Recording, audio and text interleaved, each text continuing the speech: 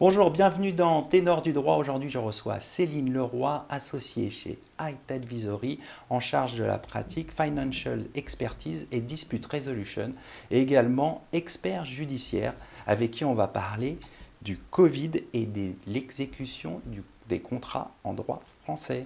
Céline, bonjour. Bonjour Arnaud. Alors, avant de parler du Covid et de l'exécution des contrats qui seront abordés lors des débats du cercle le 8 septembre prochain, un mot sur Height Advisory.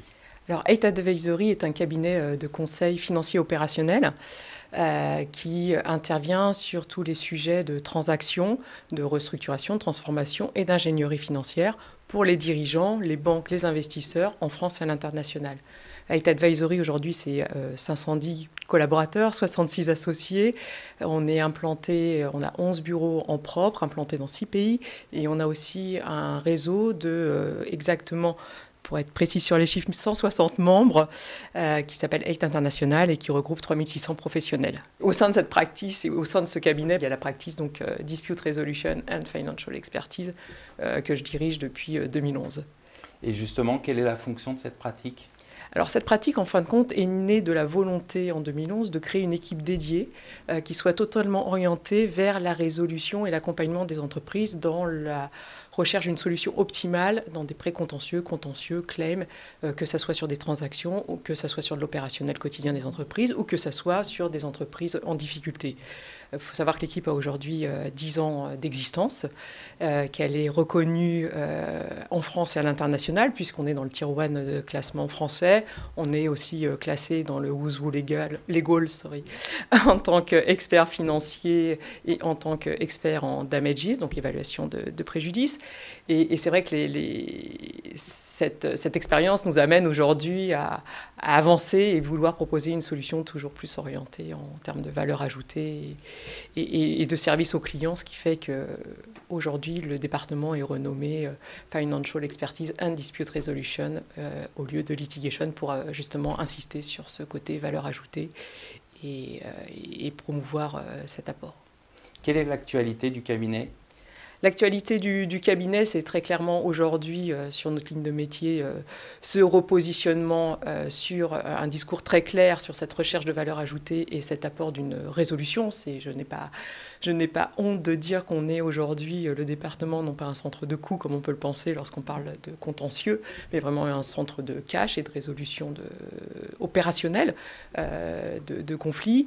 Et la deuxième actualité très forte, c'est l'orientation internationale que prend l'ensemble de l'équipe, puisqu'aujourd'hui l'équipe est basée à Paris, mais on intervient à l'international, on se déplace à l'international dans des pays plus ou moins exotiques, et également on sait s'adjoindre les compétences de notre réseau sur un certain nombre de pays pour compléter le dispositif, et on est en train de structurer une équipe internationale sur ces sujets-là. Donc, plein de nouveautés et de beaux projets. On va suivre ça avec attention. Alors le 8 septembre prochain se dérouleront les débats du cercle organisés par le Cercle Montesquieu avec le concours du monde du droit. Vous êtes partenaire de cet événement. Pourquoi avez-vous choisi de soutenir les débats du cercle ? Alors c'est tout d'abord, j'allais dire, un attachement personnel et dans lequel je suis très impliquée, puisque je pense que je suis part Height Advisory, et à ma titre personnel, j'interviens depuis 2012 sur le Cercle Montesquieu. Ce que je trouve très intéressant sur ce think tank, c'est l'intelligence qui a été mise en œuvre par les directeurs juridiques et les juristes pour pouvoir combiner et échanger sur des sujets d'actualité qui sont importants pour les dirigeants, qui sont importants pour les entreprises, qui sont importants du coup pour les directions juridiques, tout en sachant s'adjoindre d'autres expertises complémentaires. Par exemple, pour ma part, je ne suis pas juriste et j'apporte une expertise plutôt financière dans les réflexions qui sont menées aujourd'hui sur les sujets d'actualité et les évolutions à venir. Donc c'est vraiment à chaque fois un bonheur et un plaisir de faire partie de ce groupe de réflexion, de ces tables rondes et de pouvoir échanger. Donc à cette occasion, on vous retrouvera sur la table ronde justement sur la Covid et l'exécution des contrats en droit français. Oui. De quelle manière allez-vous aborder cette problématique sans nous dévoiler toute votre intervention, bien entendu?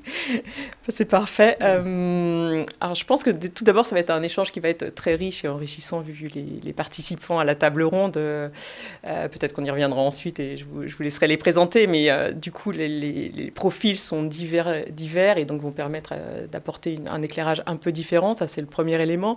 Moi, je serais ravie de faire forcément un retour d'expérience d'expérience sur les dossiers qu'on a pu avoir à traiter, mais en termes, j'allais dire, de teasing, là, et de teasing pour l'événement du 8 septembre, ce que je trouve intéressant, c'est d'apporter une vision qui soit un peu en dehors de la boîte, de thinking out of the box, et de se dire, bon, bah, très bien, on a une première vision, on imagine des premiers échanges, mais il y aura aussi des surprises, des réflexions. J'aimerais bien aborder des sujets tels que l'impact de la crise sur des secteurs, justement, qui ont été boostés par cette crise, et quels sont les contentieux qui en découlent.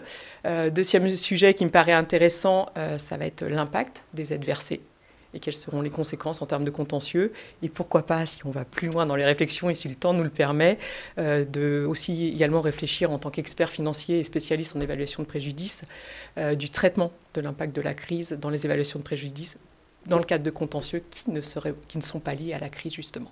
Bon, bah, tout ça augure de bons échanges. Merci Céline d'être passée sur notre plateau.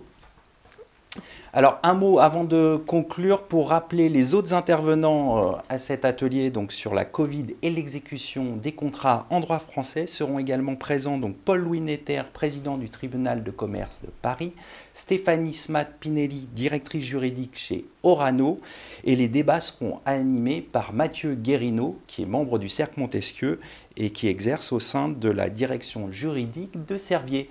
Merci à toutes et à tous pour votre fidélité et à très bientôt pour un nouveau numéro de Ténor du droit.